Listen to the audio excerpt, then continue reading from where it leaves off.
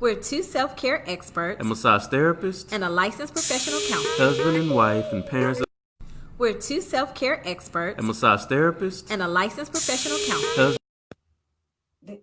We're two self-care experts, a massage therapist, and a licensed professional counselor. husband and wife, and parents of 3. Business owners and working professionals who have intimate experience with stress both professionally and personally. Our podcast aims to teach the everyday professional how to live through the stresses in life while learning to be their best in life.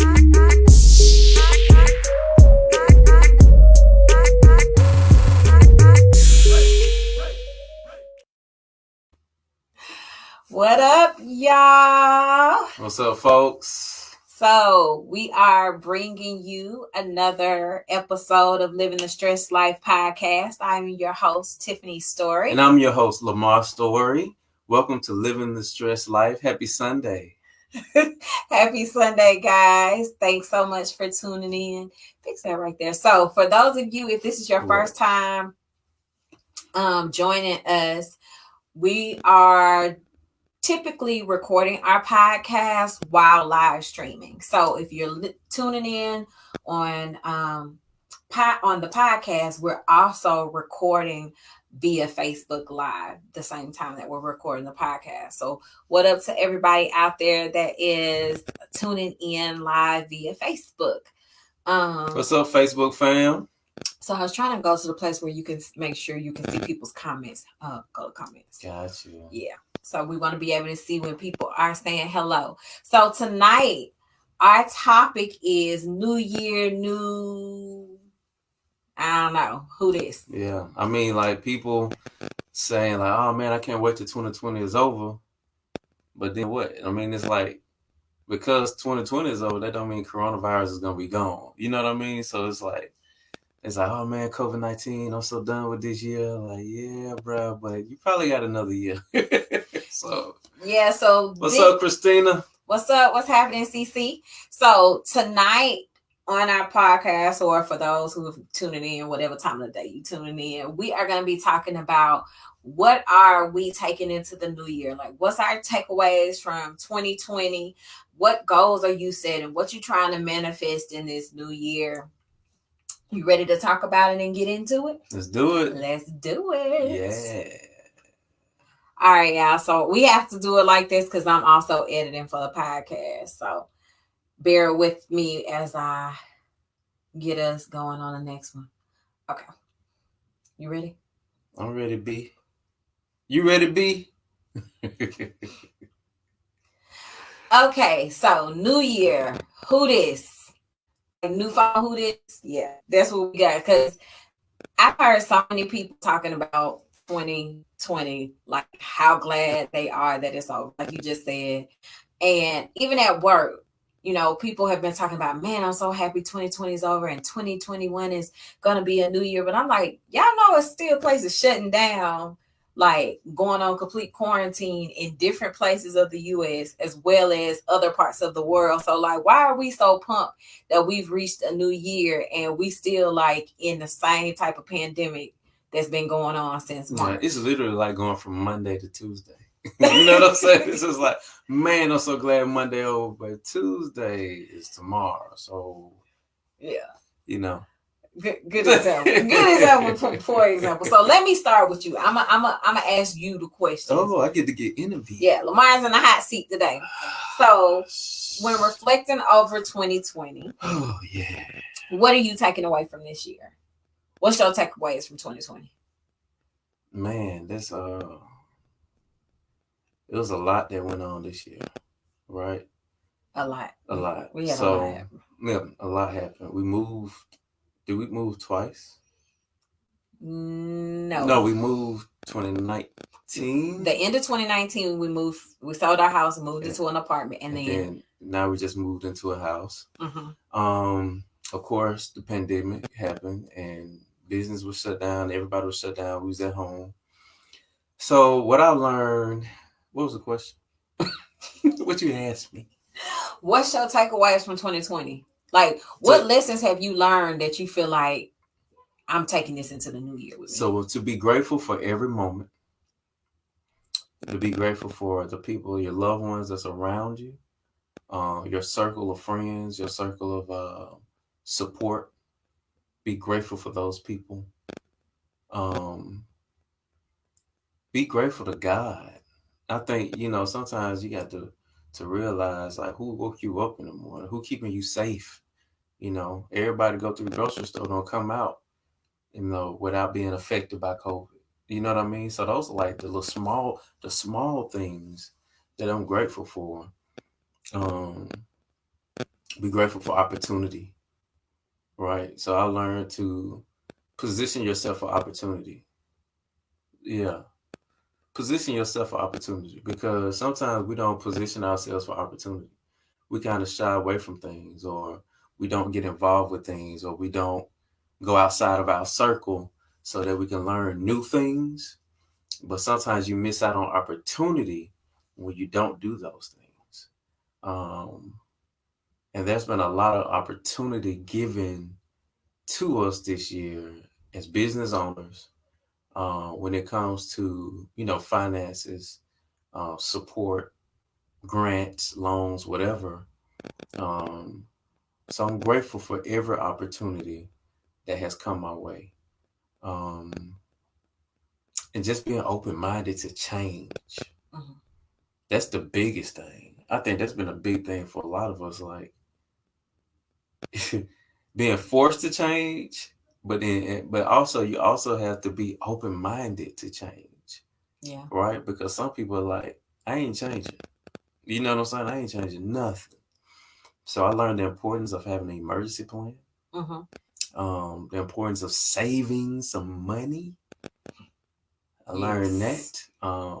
The importance of having a savings account. He come a you honey, he can't come a car. you can't just go out and ball out of control because you never know what tomorrow may bring. And this has taught us. This has been one of the best lessons on what tomorrow may bring. So just be vigilant of the things that you have and learn how to hold on to a piece of it.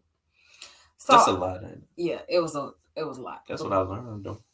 But I'll say the one thing that I am really taking away from 2020 is Oh, it's the supposed to be one thing. well, no, for Oh, okay. me, I think the major takeaway for me is the world shouldn't have to stop in order for me to readjust, for in order for me to, you know, to make a decision to eliminate things from my life and do something different. You know That's what I'm what's up.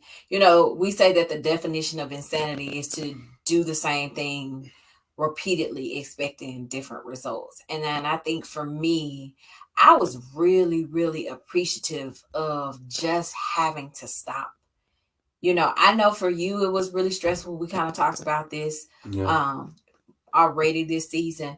But for me, I really needed to just be able to slow down and refocus. Like, I woke up with a new sense of purpose, not having to get up. It was stressful a little bit because I have a full time job and I was trying to figure out how to still be able to run a whole program and serve my clients and supervise my staff or manage my staff in the same way I would if things were functioning normally. But for me, the greatest takeaway really was that everything shouldn't have to stop in your life to make you make a decision to eliminate what's not working or what's not serving you. And I think for me, going into 2021, I don't know, I have a clearer vision for what I want for myself. What I know that I don't want to go back to is I don't want to go back to being so busy that I don't have time to talk to God or have time to just take a deep breath or just lay in the bed and be lazy. I think I realized I was not spending as much time just talking to my kids. I think them being home in virtual school, I feel closer. to my kids. Mm-hmm. Even if we're all in different rooms in the house, I just think that we're spending more opportunities talking to them and like having dialogue, and it's been really nice. Yeah, and actually watching them grow up and watching them interact in school and stuff like that. Yeah, it's Yeah, been cool. seeing them function in their space, I really appreciate that. But it also lets me know how I want to reclaim more of my time. Mm-hmm. You know what I'm saying? So going into 2021, that's my takeaway. Like, if things are not serving you, let them go. If it's not working for you, stop, reflect, and Switch readjust. it up. Yeah. Ooh, excuse me. Ooh, coronavirus. So, what my are mask at? you live here and sleep Where's with me? my You sleep with me mask? every night. Go I ahead. breathe in your face every night. What are at least two goals you have for yourself in the new year?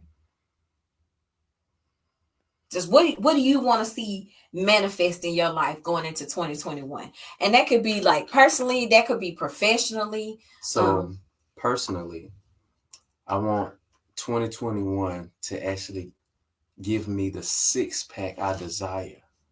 So I want to be able to walk. I want to be able to walk around with my shirt off everywhere I go in 2021. You know what I mean? Just like, y'all, my shirt off, my shirt off. You so serious. But what's funny? That's 2021 for me. What's funny is our oldest son, think he the sexiest thing alive. Like, he's just ripped for no reason, and so he likes to walk around with his shirt off. And the look of disgust Lemar has sometimes on his face, like, you ain't even earned that. You ain't did nothing for that. You just lay down and woke up and you just eat nonstop. I mean, he get up for breakfast table asking what you cooking for dinner, and you just rip for no reason, and he just be looking like, why you got your shirt off? Put your shirt on. I always walk around here with no clothes on. But let him get a 6-pack. He gonna be walking around here shirtless. But no, and then in all seriousness, that. But also gotta let go of to Reese's Pieces. Yeah, no, we got to accommodate. But we also want to. I want to see an explosion in my business, right? I want to see an explosion in my business, like taking it to the next level, bringing the city the county, something that they ain't never seen before, and while at the same time helping other businesses at the same time. That's what I want to do. I just had the most inappropriate thought when you said bringing the county something they ain't never seen before. I thought about in college how you like asking her the same random question all the time. Let's go. Don't bring that up. What about you? She trying to take us back to college days. I'm sorry. Okay, so for me, going into 2021, man, I got all of You asked this question. You forgot the question? I know, but I'm just envisioning. My notebook right here, but I'm just like envisioning. All right, let's not lose the people. Okay. So I already ain't nobody watching. Anyway, so for 2021, lose out none watching. one of my goals is to really expand our audience with our podcast. Yes. I recently found Clubhouse because of you. Mm-hmm. And so I've been a little slower to kind of get into Clubhouse and tune in, but I think that I've discovered some very valuable rooms in Clubhouse, some really good discussions, things that I think are going to be very instrumental in helping me just grow my vision for this podcast. I mean, I think I've shared several times before that when I initially started the podcast, I started it as a passion project. I really just wanted to podcast. It was also a way for me to just process my own stress, right?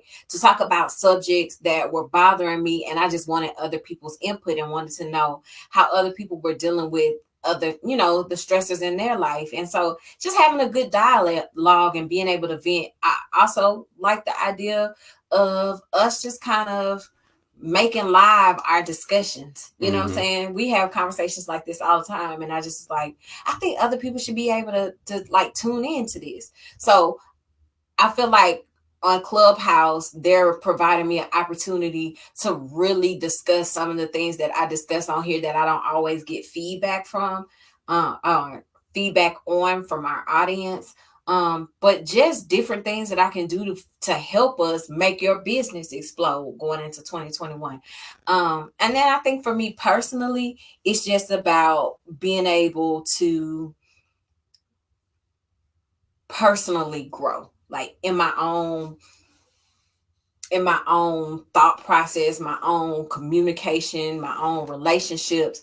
I think that one of my goals is for 2021. Let's talk about Clubhouse though. You said you want to see your business explode. Why do you think Clubhouse made you so excited and you was just like, you really got to tune into this? How you think that's going Because to help? I love great conversation, Mm-hmm. right? I love having great conversation with anybody, but specifically like intellectual conversations that we can kind of vibe on the same page. But I also like learning new things about personal behavior. Mm-hmm. So I'm a like personal behavior specialist. I will sit back and observe for hours because that's just who I am. That's what I do. I like to observe people, how they interact in different environments. And this platform, this Clubhouse platform, actually gives us the opportunity to do just that. Mm-hmm. It gives us the opportunity to go and check out, okay, how does, you have celebrities in these rooms, you have top influencers in these rooms, and you also have the ability to speak with them in a Clubhouse room. So jumping into a conversation, you can be in a conversation with, say, uh,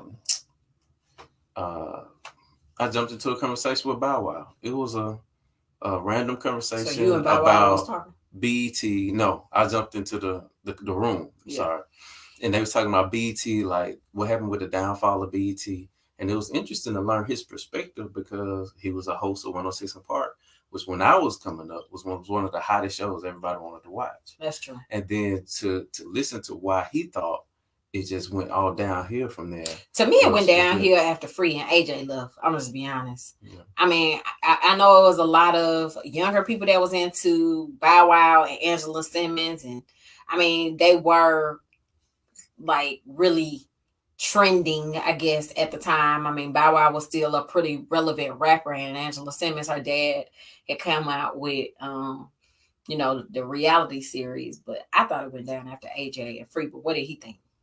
What was his perspective on why BET went down? Well, I it was a talking about lot. 106 in Park, but Yeah, it was a lot. Like I don't even remember. That was an earlier conversation, but it was a lot of stuff that his reasoning for BET going down. Like they took away the rap battles. They mm-hmm. wanted, in his perspective, they wanted to play games, and he's like, "This ain't a game show. It's 106 Park. People want to hear music." Yeah. And then somebody else chimed in. It was like it's really becoming the Tyler Perry network now. You know what I'm saying? Like everything Tyler Perry.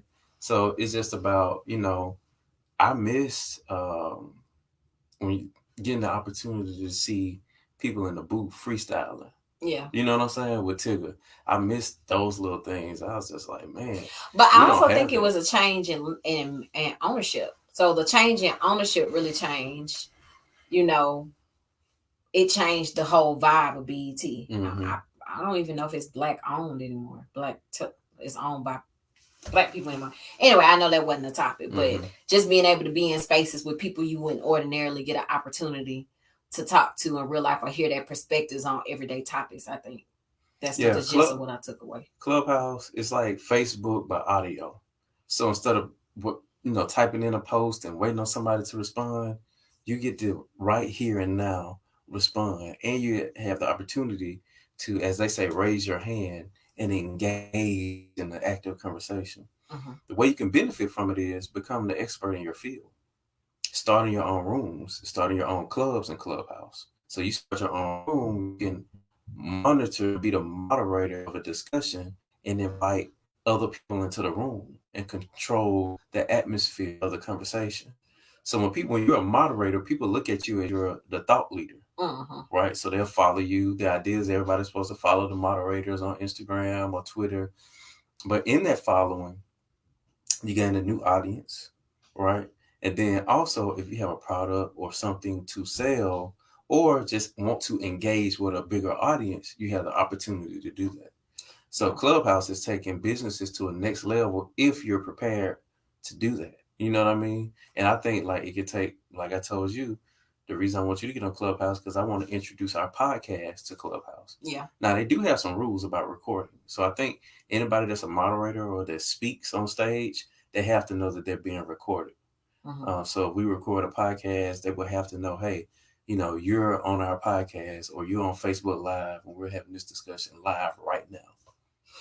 I think when I think about, you know, a lot of the opportunities that's out there, I think Clubhouse is a really good opportunity because I don't know, when I think about like things as far as our professional goals for 2021, I think about access to people who really could be instrumental in helping your business make it to the next level. Like sometimes it's just being in the right place at the right time. Like I don't know if we talked about this on the podcast or not, or if me and Lemar just kind of talked about it. What you just said, being in the right place at the right time, because Clubhouse take that to another level. It does. Because now I don't have to be in LA to be introduced to Snoop Dogg. Exactly. You know what I'm saying? Like he could actually be on the live and I say something interesting and he follow me and next thing you know, we connected. But here's the thing about it. It doesn't even have to be somebody that's famous. There's a whole lot of people in different industries that we don't know their names as everyday people, but they're big people. Like, you know, and that has been an inspiration for me, to be honest. Because even though we're in Birmingham, Alabama, and there's some dope people here in Birmingham, right? Being in these groups and listening to the level of expertise and the level of influence and some of their jobs, I'm like, wow, this person is a producer, worked on this TV show. This person is this person's behind the scenes screenwriter. And you're like, man, it does something on the inside of me to influence me to do something greater. You know what I'm saying? I think it's also about exposure. I think it exposes you to that there's a whole nother world beyond just this small city where we reside. But I think for me, what I was going to say is it does give you access or provide you an opportunity to be in the right place at the right time. Dog, you made me forget my thought. But shoot. Thought. Come back, thought. I can't remember what I was about to say. My bad. Anyway, I just think for me, Clubhouse is also about being able to connect with people who can open doors for you that you wouldn't ordinarily get a stage with. Like I said, it's not just celebrities, it's people that you may have never heard of that are top executives that are movers and shakers in the world that have a lot of influence. But also I think it allows a whole melting pot of people who come from different experiences, different careers, different cultures to come into one place and have great dialogue. Yeah. And I think and it seems to be very respectful so far. Mostly like respectful. I haven't been in any rooms where people were just disrespectful.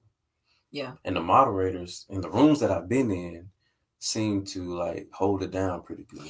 But also it kind of levels the playing field because you made a point to say that being in that space you can become the expert. But what I like is even if I come to the space very humble and I'm just like, hey, I'm new to this, but this is my experience in doing this. This is what's worked for me.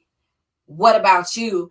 There's mad respect for someone who may be a veteran in the game. Like I'm new to podcasting. So one of the things that I've been doing is joining in groups and Clubhouse that's going to help me meet my 2021 goal of like really expanding my podcast and turning this into from a passion project into something that is actual a profession for me, actually something that is a business for me. And so I've just been in some groups where I've gotten some really great tips. I have other people that I know here locally have invited me to some other groups that have led me to be in some great spaces. Mm-hmm. You know what I'm saying? So I'm engaging with people, and I like the fact that if I offer something, people respect the fact that, hey, I'm knowledgeable in this area. You may have come in this room or in this space for me to help you with A, B, and C.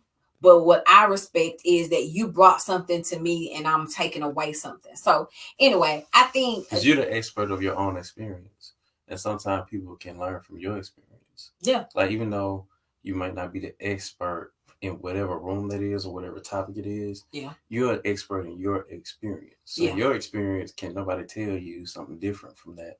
And when you bring out your experience, people are like, oh man, they can learn something from your experience. You just never know. So another question. What relationships do you think are there any relationships that you think have grown or fallen off in 2020?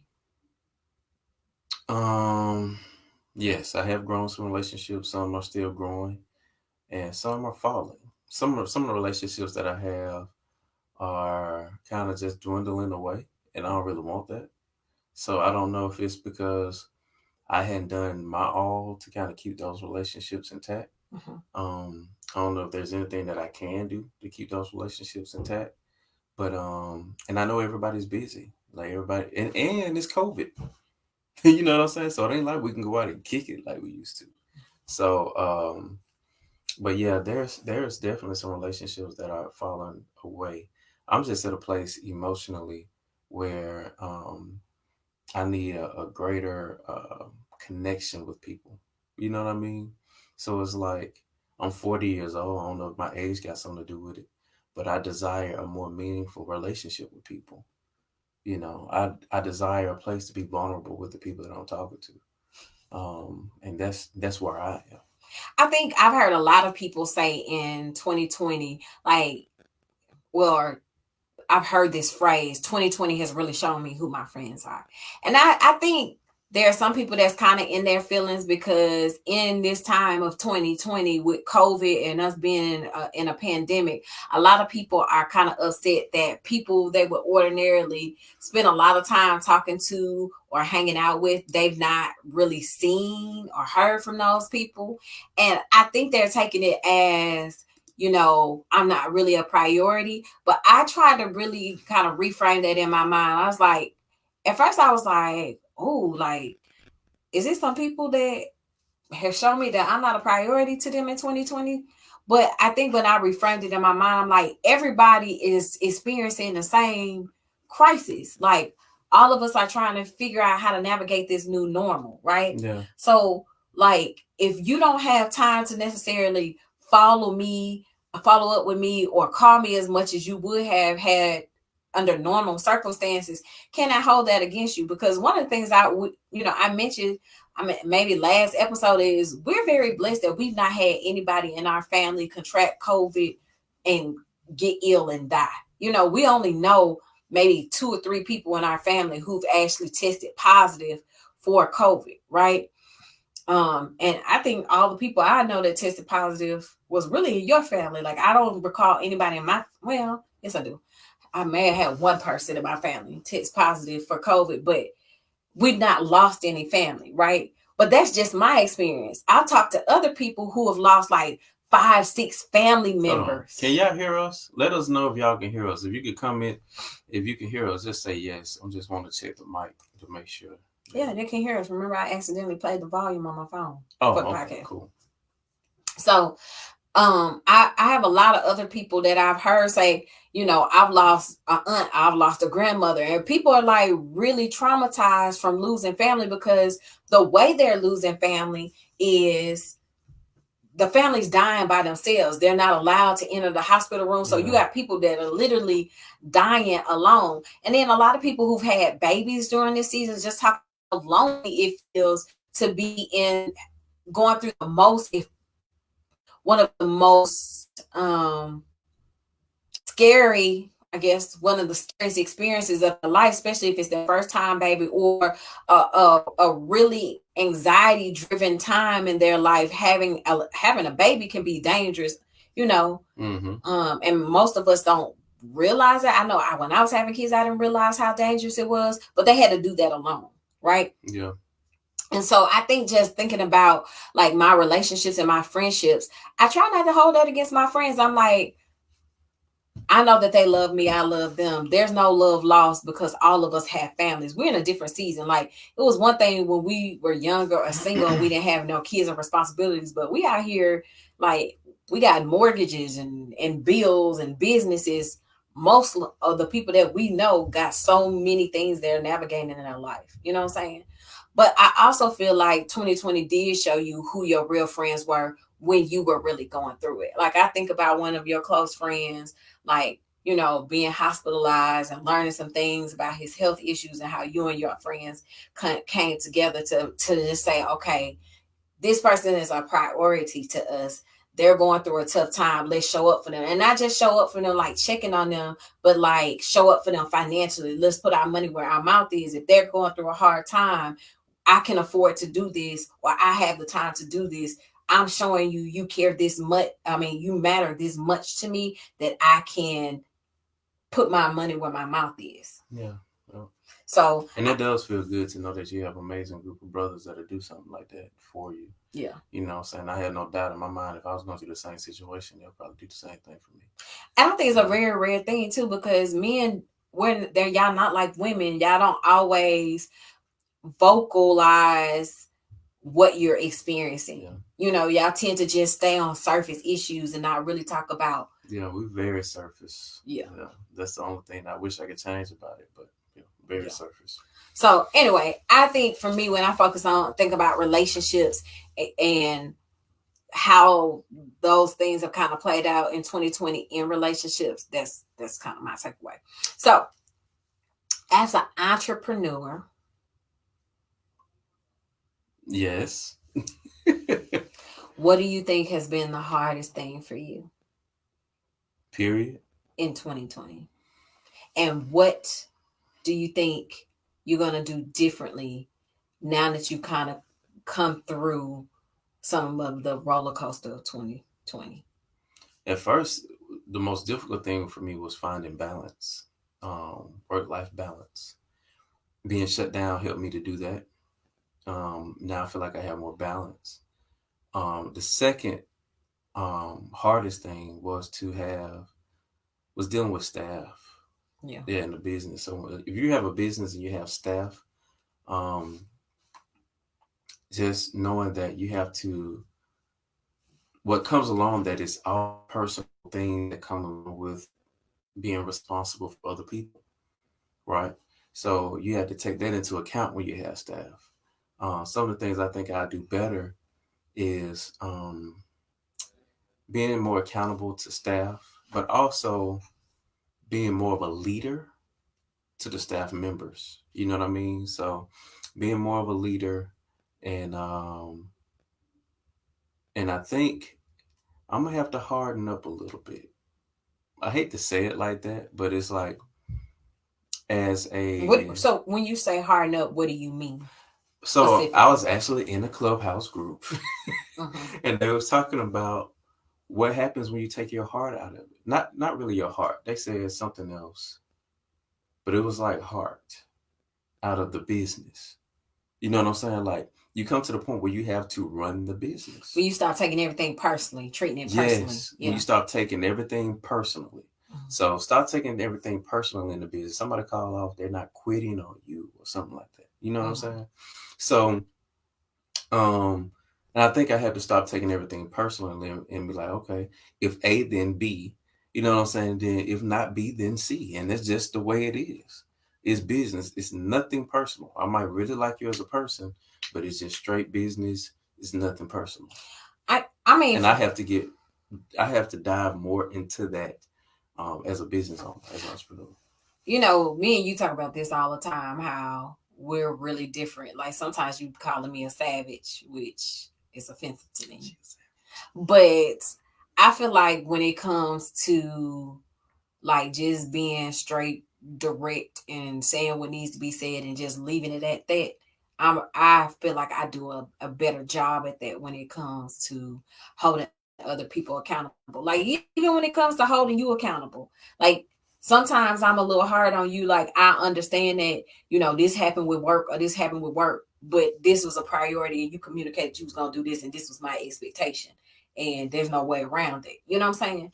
And I think that sometimes when we are so personally attached to a thing, we have a hard time being just communicating and holding people accountable to what they said they were going to do, what your expectations are, and just doing what needs to be done.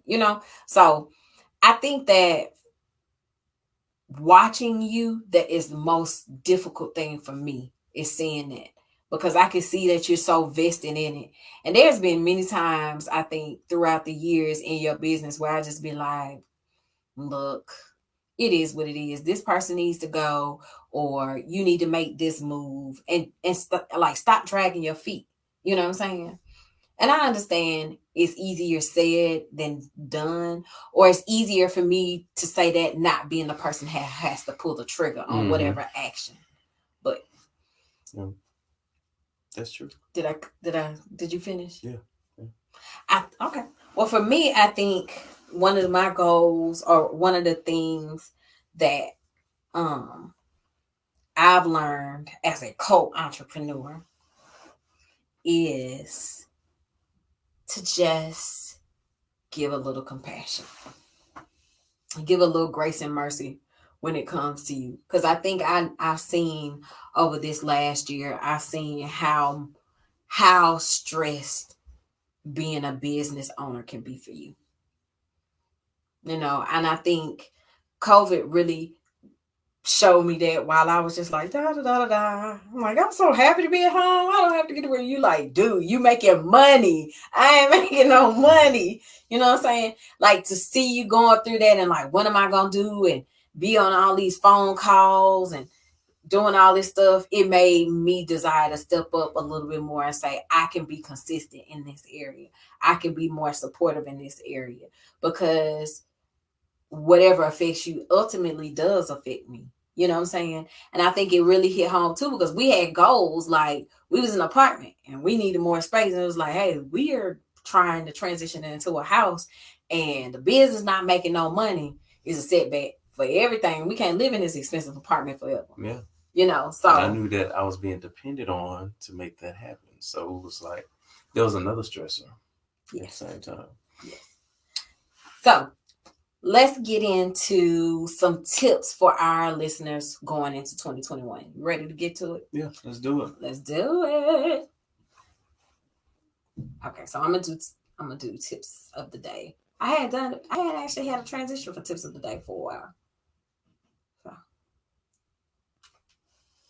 So tips of the day. So I have 3 tips for going into 2021. The first tip is set a plan and make it plain. And I think the best way to do that, and a fun way to do, like, actually set in 2021 goals, is a vision board. I did that last year, and you and I talked about in a recent what was that? Zoom conference that we did, about how when we went back and looked at the vision board that I did last year, that the majority of those things those goals that I actually planned out on my vision board actually manifested. I mean, it's something as small as the number of books I wanted to read. I joined a book club, which helped me be more intentional. The amount of money I wanted to raise. I also had this confession, or this prayer that I was doing every day, and just saying that every day, just making that confession, the confession over my marriage, the confession over my finances, my confession over my relationships with my children, my confession for my personal and spiritual growth. I think I've seen all of those things manifest. And so just by writing a plan and making it plain and having it visible and tangible to you, a lot of times it keeps your goals cognizant or front of mind and allows you to actually actively work towards those goals. So our first tip of the day is to set a plan and make it plain. Can I throw in a tip? May I? Yeah, sure. Learn to understand yourself. So That's a good one. I think a lot of times we can't set goals because we don't understand ourselves. We hadn't come to grips with who we really are, we really want. That's a So word right there, y'all. so once you really understand how and who you are, it makes it much easier for you to set goals for yourself. Sometimes we set goals based on outside influence. What other people think we should do. Yeah, what other people think we should do. Oh, I want to do this in my business. What do you want to do for you personally? Who are you? You know what I'm saying? What do you like? What kind of hobbies you like? So okay, so we have 4 tips. So tip might 1, be a nerd. Set a plan, make it plain. Tip 2 is What I say? oh Lord. Learn to understand yourself. Yes. Tip 3 is make sure your goals are SMART. And when I say SMART, that's an acronym. Okay, so specific, be very specific about what you're trying to achieve. Make sure it's measurable. Okay, you should have a way of being able to assess the progress that you're making. Make sure it's attainable, or you can say achievable. You want it to be something realistic. Like, I'm not gonna say I'm trying to get into the NFL, and first of all, I'm a woman, and secondly, I don't play football. You know what I'm saying? I know how to play a little football. Don't be petty. Don't be shady. I forgot about that. R is make sure that it's realistic. You can set a goal that's attainable, but it's not realistic because of how you set the goal. Like saying that, hey, I'm gonna save $10,000 this year, and I'm gonna make sure I save $1,000 the first month. Well, it may be realistic. I mean, it may be achievable for you to save $10,000 in the span of a year, but it may not be realistic that the first month you're going to be able to save $1,000 if after you account for all your expenses, you only got $200 left to play with. You know what I'm saying? Yeah. So you got to make sure the goals that you're setting are not just attainable, but they're also realistic. And then make sure they're timed, that you have a specific time frame for when you're trying to achieve those goals. Because when you say stuff like, well, I want to eventually own my own. Well, where's eventually falling? Yeah, you know what I'm saying? Like, a lot of times we're really vague. Like, well, one of the things I think I want to do is do this, versus saying at the end of this year, my goal is to lose 50 pounds. Well, by February, I would like to own a building. Message. So make sure your goals are SMART. So that's tip 3. Yeah. You have another one before I throw in my last tip? So we have 5, y'all. Learn healthy ways to cope with stress. So I think right now it's very popular for cigars and bourbon. I like bourbon. I had a couple today. You like bourbon a lot. But I've kicked cigars to the curb, and I just had to do that for my own health reasons. I smoked cigars for a very long time, and I started to feel it. You know what I mean? And I was like, whoa, So I had to cut back on that, and we need to find other ways, especially a lot of guys. But I see a lot of women now getting into cigar smoking as well. But we have to learn to find positive ways to cope with stress. Working out, going to play basketball, that's great.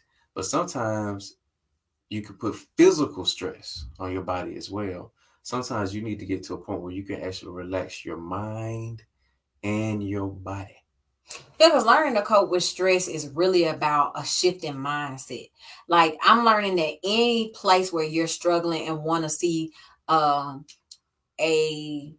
very noticeable difference in your life, significant difference in your life, you have to shift your mindset altogether. I got into a conversation with somebody recently about losing weight. I made a statement that losing weight wasn't hard, and I had to recant that statement. It is not that losing weight isn't hard. Mm-hmm. The hardest part about losing weight is shifting our mindset to a place where we have to commit to making the necessary changes to lose the weight. So that's what makes it so hard. It's not that it is always so hard to get the weight off of us.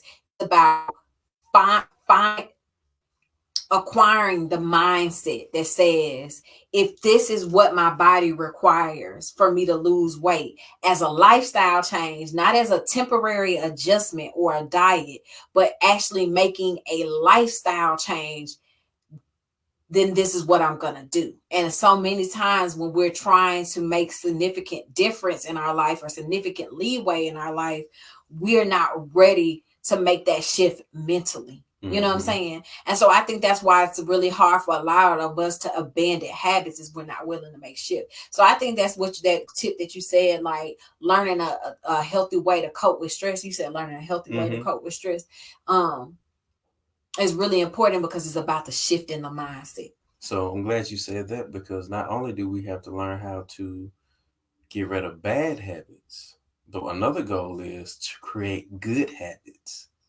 You know what I mean? So you want to create good habits. So what is a good habit that you can do? Maybe it's yoga. Maybe it's meditation. Maybe it's hiking. Maybe it's working out. But create good habits also. As a means of healthy stress management. And my last tip is, if it don't serve you, let it go. Evaluate and readjust. You gotta let it go. If it don't serve you, like Lemar said, he likes to smoke cigars. He like a good bourbon and a good cigar, right? Man, but taste it. But smoking cigars no longer serves him, right? Yeah. Because of him wanting to have a long life. And if he was ready to, kick it at 45, then that might be what he want to do. But because he wants to be around to see his children's children's children's children, then he got to let it go. So I got a last one. Okay, so we up to 6 tips. Learn from failure.